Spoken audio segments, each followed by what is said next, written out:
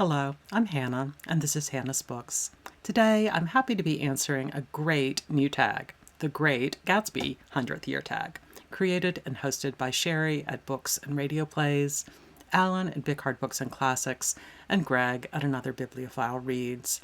Greg was kind enough to tag me. I think I must have first read Fitzgerald's The Great Gatsby 45 years ago. Unbelievable. At that point, the book was celebrating its 55th anniversary, and now it is 100 years old. Before any more time elapses, let's get straight to the prompts. Number 1, do you like parties? Name a book with a big or small party in it. Personally, I have mixed feelings about parties. I love seeing old friends and meeting new people, especially if they're people my friends love and think are interesting. On the other hand, I'm such an introvert that I often feel a bit uncomfortable in rooms crowded with guests. Often I find another introvert, occasionally someone I already know, but often a guest I haven't met before, and we'll have a long, nerdy conversation in a corner somewhere.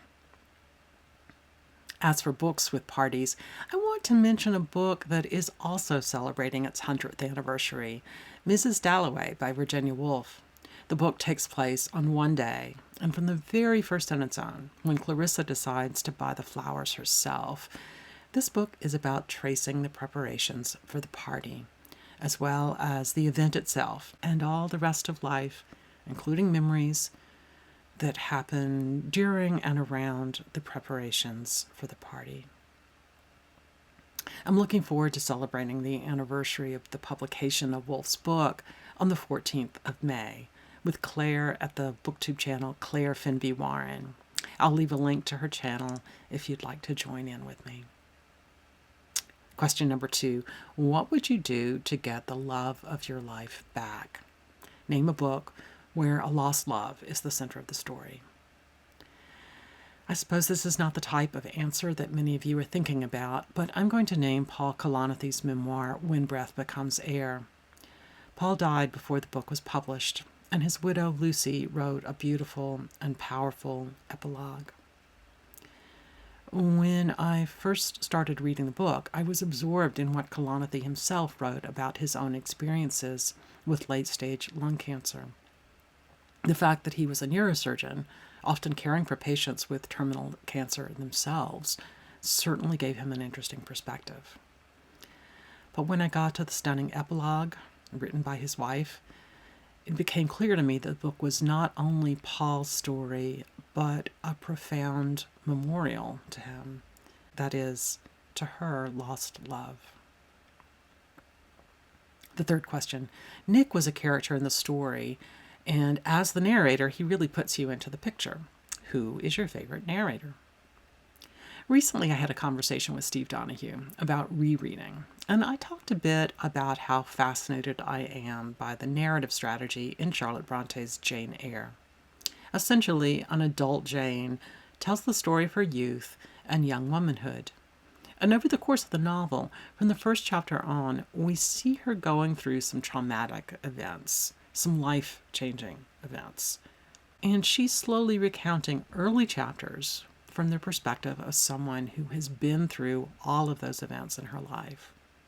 I don't think I quite realized why this book repays rereading until I started thinking about the issue of narration.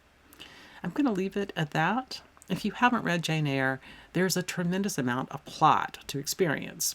And if you have, there's a lot you'll see on a reread that you might not see the first time around. On to number 4. What is some advice given to you in your younger and more vulnerable years that you've been turning over in your mind ever since? When I was about 10 years old, I told my parents a half-truth about something.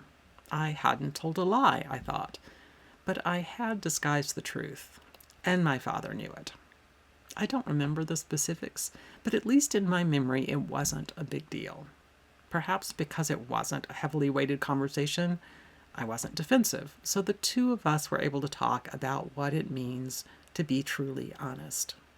It doesn't mean just not to lie explicitly, but not to conceal the truth. I think this conversation was my father's subtle way of giving me advice by making me puzzle out pieces of it for myself. He suggested to me, or I figured out, that people often lie or mislead because they fear that being honest might get them in trouble. That is, when they aren't brave enough to tell the full truth. And these lies lead to separation between people, fracturing their relationships. Being open, on the other hand, invites people into our lives and furthers connections. There's another time people mislead, and that's when they fear that telling the full truth might hurt another person. When I was talking with Dad back then, and throughout the following years, we tried to figure out when it might be appropriate to protect people, and when we could instead find ways to be gentle and kind when we decide we really need to tell them the truth. I've also thought about times when telling the full truth isn't what is expected, or perhaps even appropriate. I've recently been thinking about Jimmy Carter, partly because of his recent death, and partly because of a t-shirt I love. The t-shirt, acknowledging that many people see him as a moral hero now, reads, "What would Jimmy Carter do?" Well, one thing Jimmy Carter did way back in the 1970s was sit for an interview with Playboy.